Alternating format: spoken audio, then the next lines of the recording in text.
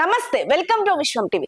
అంతర్జాతీయ వికలాంగుల దినోత్సవం సందర్భంగా ఏపీ రాష్ట్ర ప్రభుత్వం వికలాంగులకి సంబంధించి వారి సంక్షేమానికి సంబంధించి కీలక నిర్ణయం తీసుకుంది.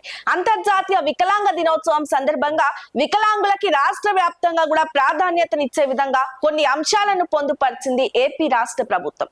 విజయవాడలో నిర్వహించిన అంతర్జాతీయ వికలాంగుల దినోత్సవ కార్యక్రమానికి ఏపీ ముఖ్యమంత్రి చంద్రబాబు నాయుడు ముఖ్య అతిథిగా హాజరయ్యారు. ఈ సందర్భంగా ఏపీ రాష్ట్ర ప్రభుత్వం వికలాంగుల సంక్షేమానికి తీసుకువస్తున్న కొన్ని కార్యక్రమాలకు సంబంధించి ఆయన కీలక నిర్ణయాలు కూడా తీసుకున్నారు. మరి ఇంతకీ దివ్యాంగులు కావచ్చు, వికలాంగులు కావచ్చు, వీళ్ళ అభ్యున్నతి కోసం రాష్ట్ర ప్రభుత్వం ఎటువంటి నిర్ణయం తీసుకుంది?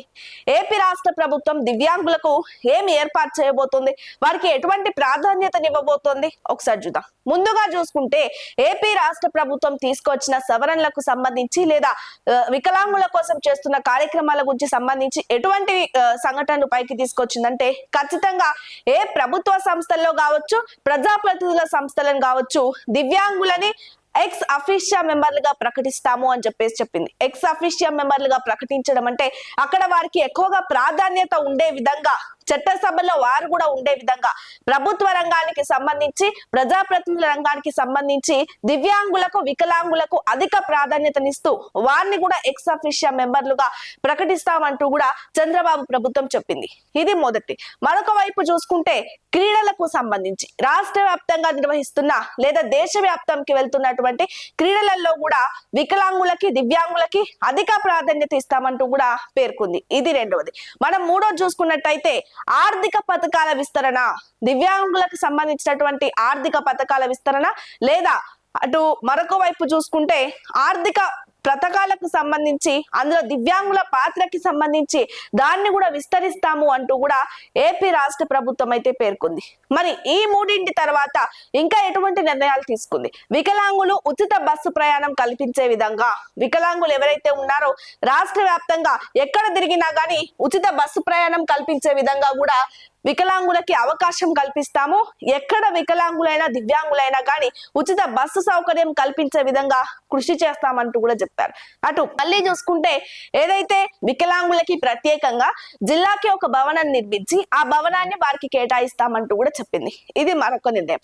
ఇంకొక నిర్ణయం చూసుకున్నట్టయితే రాష్ట్ర వ్యాప్తంగా డిగ్రీ కళాశాలలు, ఇప్పటికే వికలాంగులు చూసుకుంటే విద్యకు సంబంధించి కూడా కొన్ని చోట్ల అణిచివేతకు గురవుతారు, కొన్ని చోట్ల అవమానాలకు గురవుతారు. కాబట్టి ఎటువంటి ఇబ్బంది కలగకుండా వారికి ఇంకా సపరేట్ గా వారికి ప్రాధాన్యత కల్పించే విధంగా సపరేట్ గా వాళ్ళకు కూడా డిగ్రీ కళాశాలలు ఏర్పాటు చేస్తామంటూ కూడా ఏపీ రాష్ట్ర ప్రభుత్వం చెప్పుకొచ్చింది.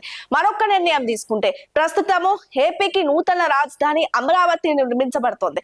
అమరావతి ఏపీకి నూతన రాజధాని కాబట్టి ఈ రాజధానిని కూడా దివ్యాంగులకి అనుగుణంగా, అంటే వారికి ఉపాధి, ఉద్యోగ అవకాశాలు కల్పించే విధంగా రాష్ట్ర రాజధాని అయినటువంటి అమరావతిలో వారికి అనుగుణంగా నిర్మాణాలు కొనసాగిస్తామంటూ కూడా చెప్తోంది. అటు మరొక వైపు చూసుకుంటే ఇప్పటికే తెలుగుదేశం పార్టీ ఏదైతే ఎన్టీ రామారావు టీడీపీ పార్టీని స్థాపించినప్పుడు 35 రూపాయల పెన్షన్లతో దివ్యాంగులకి, వికలాంగులకి పెన్షన్ల పథకం ప్రవేశపెట్టిందే టీడీపీ అని కూడా ఆయన చెప్పారు. ఇక ఆ తర్వాత ఆ 35 రూపాయలని 1986వ సంవత్సరంలో 50 రూపాయలు చేయడం జరిగింది. ఆ తదుపరి చూసుకుంటే 2004వ సంవత్సరంలో వాటిని 400 చేశారు.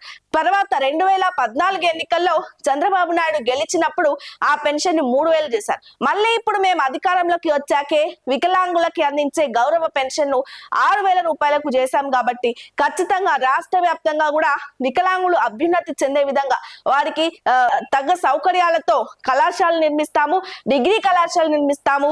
అమరావతిలో వారికి ఉపాధి అవకాశాలు కల్పించేందుకు ఇక పట్టుదలతో వారికి అనుకూలంగానే రాజధాని నిర్మాణం చేపిస్తాము.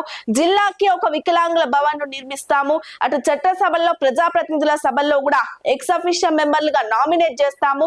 మరొక వైపు చూసుకుంటే బస్సుల్లో వికలాంగులకి ఉచిత ప్రయాణ సౌకర్యం కల్పించే విధంగా కూడా ఇప్పటికే కృషి చేస్తున్నట్టు కూడా చంద్రబాబు నాయుడు ప్రభుత్వం స్పష్టం చేసింది. మరి ఈ నేపథ్యంలో చూసుకుంటే అంతర్జాతీయ వికలాంగుల దినోత్సవం సందర్భంగా అటు వికలాంగులు కావచ్చు, దివ్యాంగులు కావచ్చు, వీరికి ఉన్నటువంటి ఆర్థిక పరిస్థితిని మెరుగుపరిచే విధంగా ఇప్పటికే తెలుగుదేశం పార్టీ వారికి 6000 రూపాయల గౌరవ పెన్షన్ అందిస్తుంది. కాబట్టి ఆ పెన్షన్ ను కూడా మరొక వైపు చూసుకుంటే ఆర్థికంగా ఉన్నటువంటి పథకాలకు సంబంధించి చూసుకుంటే గృహజ్యోతి పథకం.